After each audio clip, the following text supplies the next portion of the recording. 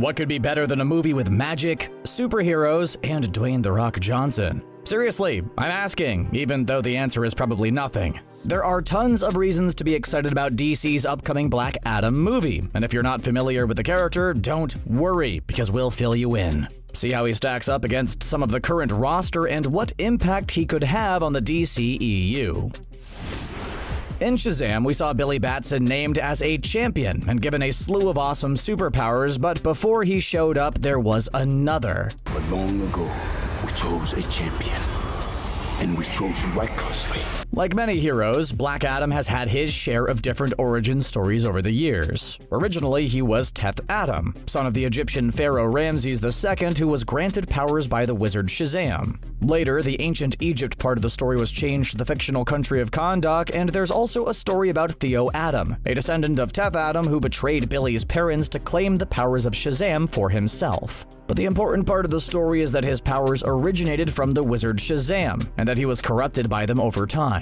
But the power corrupted him. He became known as Black Adam. He's been a hero, a villain, and an anti-hero over the years. Power-wise, he has almost the exact same abilities as Shazam. He's incredibly strong, durable, and fast. He can fly and he can hurl lightning around. His main advantage over Billy Batson's Shazam is that Black Adam usually doesn't concern himself with moral issues, and sometimes his ruthlessness gives him an edge in battle. Dwayne Johnson was supposed to portray Black Adam all the way back in Shazam, but now he's getting a spin-off instead, and this actor claims his role will change the, quote, hierarchy of power in the DCEU. And if we can't trust Dwayne Johnson, who can we trust? Now the big question is, how will Black Adam change the DCEU? And I have some ideas about that. Before films like Batman v Superman, Dawn of Justice, and Justice League flopped at the box office, Zack Snyder said he planned on a 5-movie arc for Superman in addition to talks of a second Justice League film. So it was clear that DC was putting their heavy-hitting, well-known characters front and center, and building up their cinematic universe around them. But now it seems as though DC is branching out with movies like Shazam, The Suicide Squad, and Black Adam,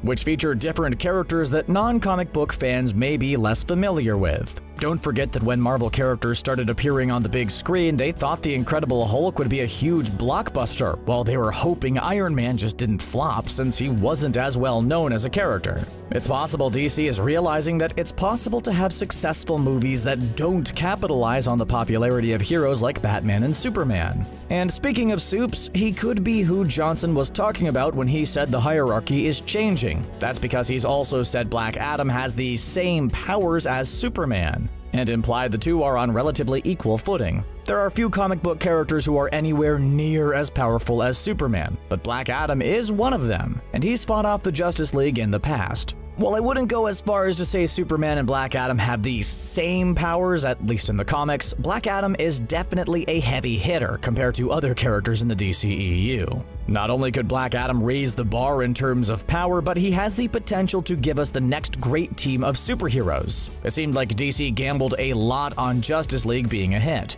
and since that didn't perform very well, we might be ready for the Justice Society of America, who will appear in Black Adam. This is a more of a B team of heroes, but that isn't necessarily a bad thing when it comes to making an entertaining film. The original team consisted of Dr. Fate, Hourman, Spectre, Sandman, Atom, Flash, Green Lantern, and Hawkman. While we aren't sure of the lineup in Black Adam, we do know Noah Centineo has been cast as Atom Smasher, the godson of Adam. This film could set the scene for the next big superhero team-up movie instead of leaving fans wondering if there will ever be a second Justice League. Originally, Dwayne Johnson was going to take on the role of Black Adam in Shazam, but that idea didn't end up making it into the final version of the movie. This film is going to be a spin-off that will focus on the origin of Black Adam, and is supposed to be similar to the comics in terms of its dark and gritty tone. This character has spent time as a villain, but Johnson has described him as a one-of-a-kind superhero, although he admits he often does things his own way. It certainly sounds like this movie could set up Black Adam as an anti-hero, and we could get to see him clash with Billy Batson later in Shazam 2. We know Shazam is getting a sequel, and Black Adam will be involved. His standalone movie will show us his origin story, possibly taking us back to ancient Egypt, and Shazam 2 could show him become more heroic, or more of a villain. That's kind of the thing with anti-heroes like Black Adam. They always keep us guessing.